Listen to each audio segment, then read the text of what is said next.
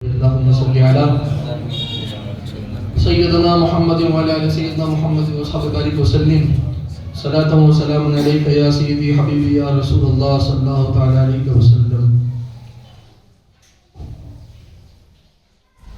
جہاں میں کتنا بلند مقام ہے علی کے بیٹوں کا، جہاں میں کتنا بلند مقام ہے علی کے بیٹوں کا، اسلام پر ہر آن احسان ہے علی کے بیٹوں کا. اسلام پر ہر آن احسان ہے علی کے بیٹوں کا.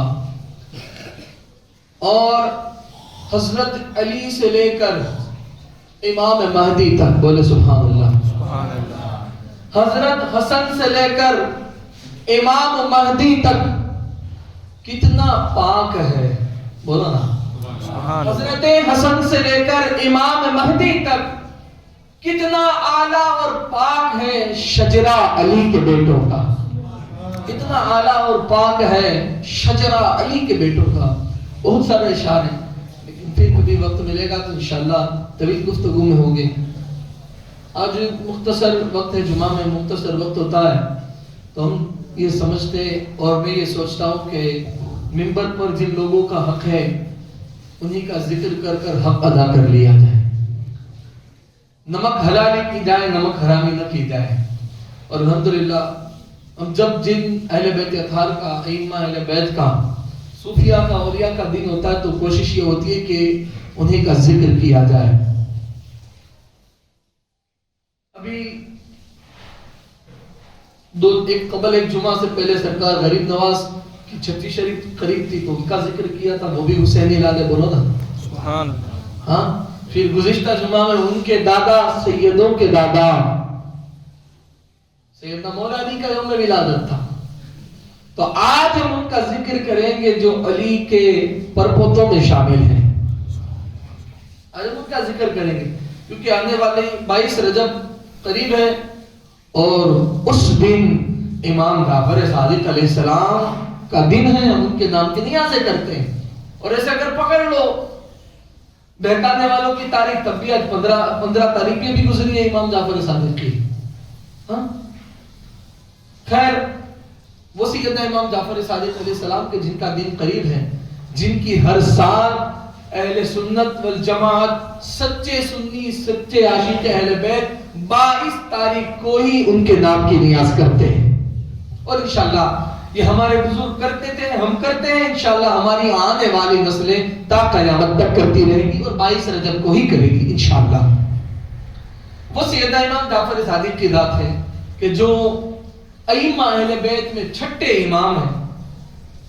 جو ائمہ اہل بیت میں جو چھٹے امام ہیں، جن کا اگر شجرہ نسب پڑھوں تو امام جعفر صادق ابن امام محمد باقر ابن امام زین العابدین ابن امام حسین ہے. یہ وہ امام جعفر صادق ہے. حسین ابن علی، علی ابن ابو طالب علیہ السلام، یہ امام جعفر صادق ہے. یہ ان کی نسلوں میں آنے والے اور مقام غوثیت کبریٰ کے جو مالک رہے ہیں وہ امام جعفر صادق کہ جن کی جوتیاں اٹھانے والا وقت کا مسلک کا امام نعمان بن ثابت امام اعظم ابو حنیفہ ہے، جو آپ کے شاگردوں میں گزرے ہیں. وہ امام اعظم ابو حنیفہ کے جس مسلک کی ہم پیروی کر رہے ہیں. اب 12 سنتے ہیں کہ اسلام میں 4 ہی مسلک ہے، 5واں مسلک حرام اور حرام ہے. وہ 4 مسلک ہیں، شافعی، مالکی، حنبلی اور حنفی. اور یہ چاروں امام اگر وقت میں اگر چاروں امام کی پیروی نہ کرتا ہو تو وہ جعفری کی پیروی کرے گا. وہ فقہ جعفری تو امام جعفر صادق سے چلی. سمجھا؟ میں انشاءاللہ اس مسائل کے بارے میں وقت رہا تو بتاؤں گا. ایک مسئلہ ہے امام جعفر صادق کے واقعے کا، پھر اگر وقت رہا تو کہ جن کی جوتیاں اٹھا کر، جن کی جوتیوں کو سر پر رکھ کر جو وقت کا امام بن جائے وہ امام اعظم ابو حنیفہ ہے. کہ جو نعمان بن ثابت خود امام اعظم ابو حنیفہ فرماتے ہیں کہ اگر امام جعفر صادق نہ ہوتے تو نعمان ہلاک ہو جاتا. وہ امام جعفر صادق ہے. ارے وہ امام جعفر صادق کہ جو خود تو خود جن کے غلام 2-2 درہم میں جنتیں بیچا کرتے ہیں. بہلول دانا سنا نا, الحمدللہ اس فقیر کی ان کے دربار میں بھی حاضری ہوئی ہے. عراق میں آپ کا مزار پاک ہے. حضرت سیبی سکتی, بہلول دانا, حضرت یوشع بن نون, وہ قریب آپ میں مزار ہے. ہاں, وہ ہارون رشید والا واقعہ سنا ہے نا کہ بہلول دانا نے 2 درہم میں 4 درہم میں جنت بھیجی تھی زبیدہ کو. ہارون رشید, ہمیں جنت میں محل تھوڑی کہیں یہاں ملے گا جیسے آج ہو رہا ہے. جب رات میں سویا دیکھا یہ تو جنت ہے اور جنت میں محل کا زبیدہ منزل, کہا یہ تو میری بیوی کی منزل ہے, میں ہی جاؤں گا نا.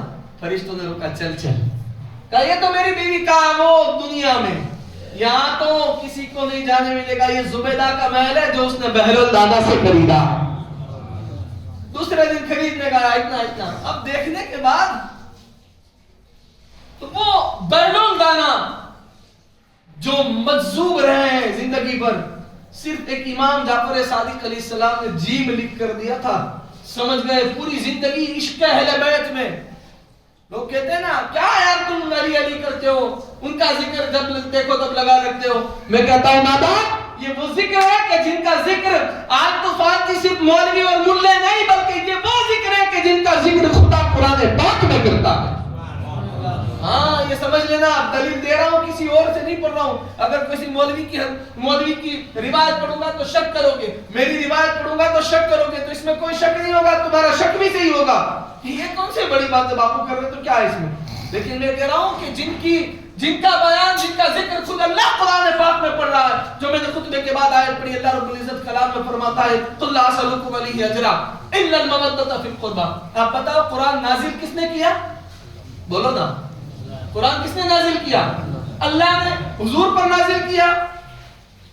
تو قرآن میں 6666 آیتیں, 30 پارے, 114 سورتیں ہیں.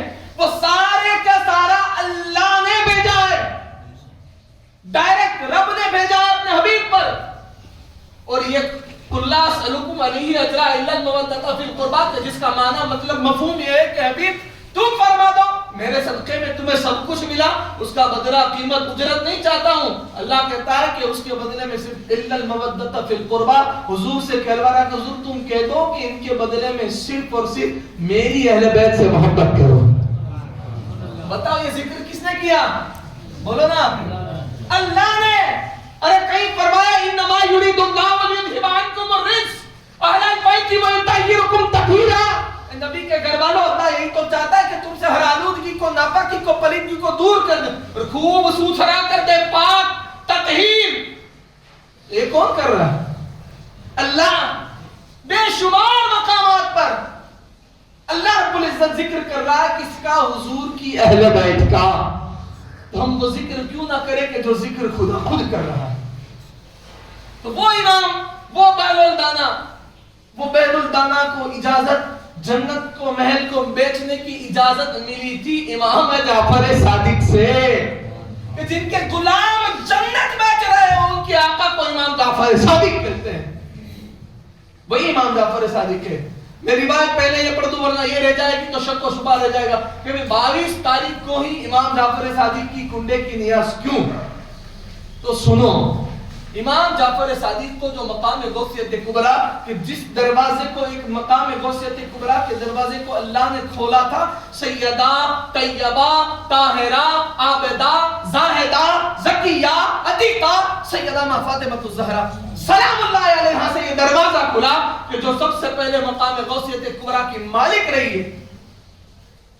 یہ دروازہ, یہ ولایت مقام غوثیت کبریٰ منتقل ہو کر امام حسن, امام حسن سے امام حسین, امام حسین سے امام زین العابدین, امام زین العابدین سے امام محمد باقر, اور امام باقر پاک علیہ السلام کے بعد امام جعفر کو عطا کی گئی. یہ تو آپ کو پتہ نہیں ہے کہ غوثیت کبریٰ کا مقام کیا ہے. خدا کے ساتھ یہ کائنات کا نظام چلانے میں جو خدا جس کو اپنے لیے اپنے پاس ہیلپ کے لیے پسند کر لے اسے مقام غوثیت کبریٰ کہا جاتا ہے. اتنا بڑا مقام ہے یہ, جو باطنی نظام چلانے میں اللہ جسے پسند کر لے وہ مقام غوثیت کبریٰ حضرت امام جعفر صادق کو 22 کی رات کو 22 رجب کی رات کو مقام غوثیت کبریٰ کے تاج سے نوازا گیا.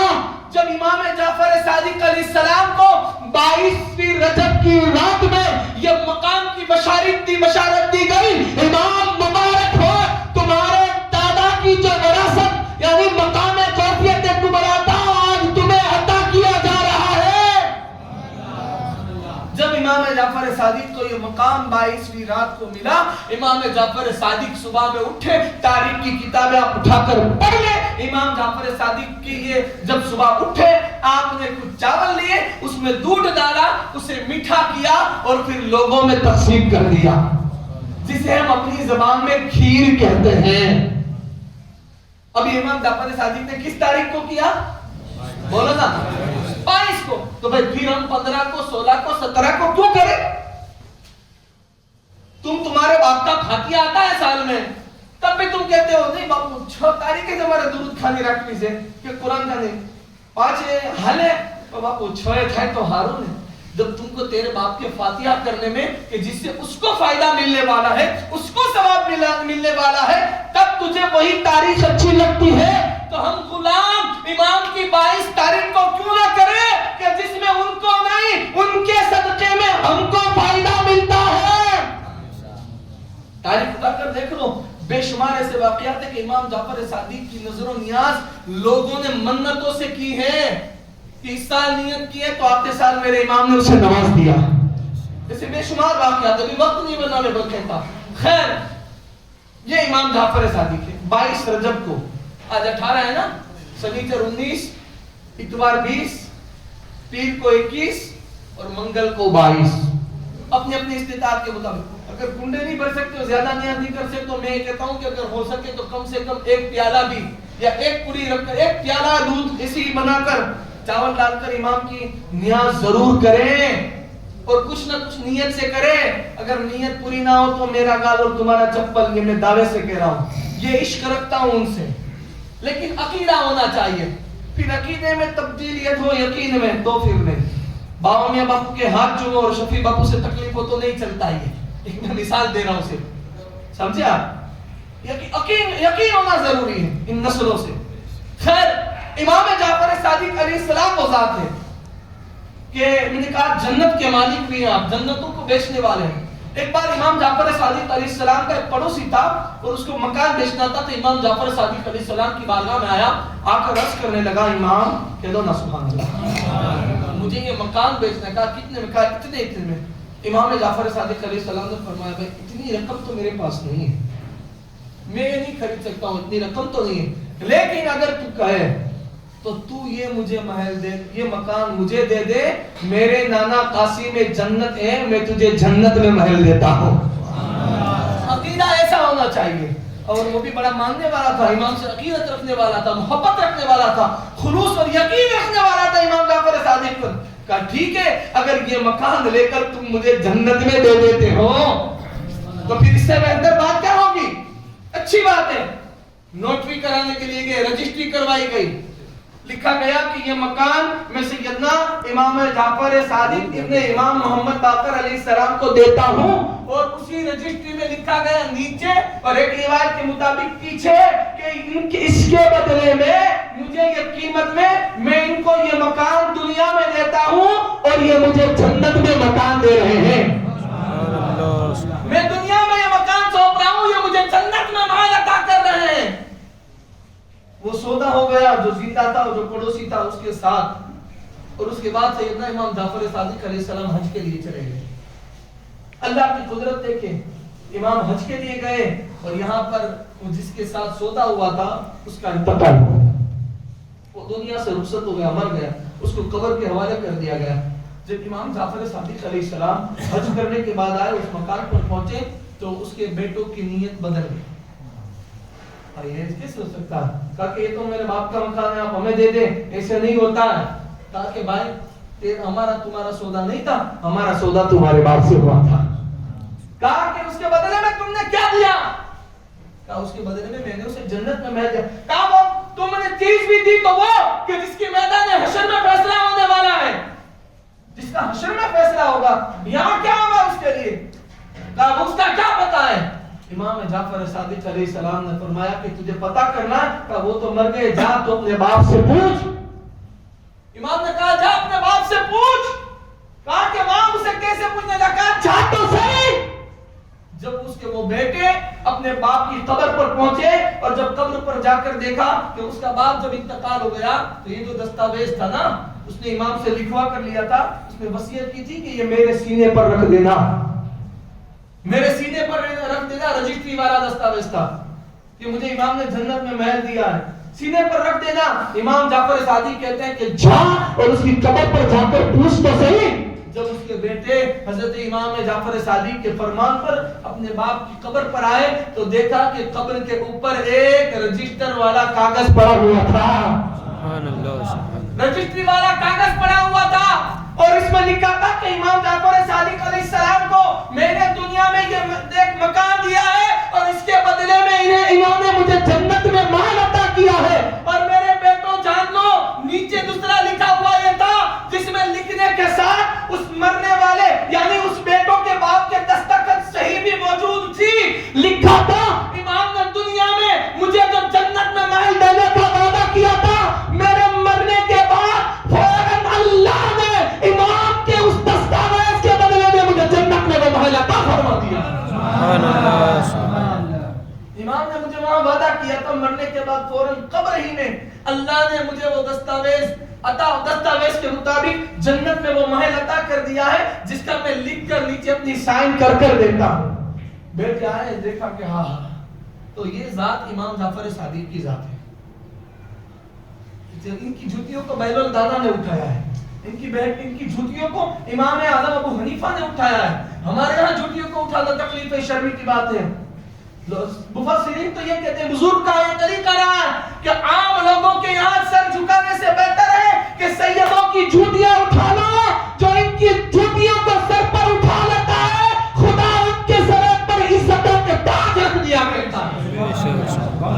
یہ مقام اور محبت ہے ان گھر والوں سے، کیونکہ ان کی رگوں میں خون علی، نور نبی اور سیدہ کائنات کا دودھ دوڑ رہا ہے کہ جس کی حرارت تا قیامت باقی رہے گی۔ یہ وہ ہے، اور یہ نہیں صرف بلکہ یہ سمجھ لو کہ یہ کائنات ابھی جس ایک کے آنے کے انتظار میں رکی ہوئی ہے۔ آپ نے سنا نا قیامت آئے گی، مانتے ہو کہ نہیں مانے گا وہ کافر، کیونکہ قیامت کے دن پر ایمان رکھنا یہی ایمان ہے۔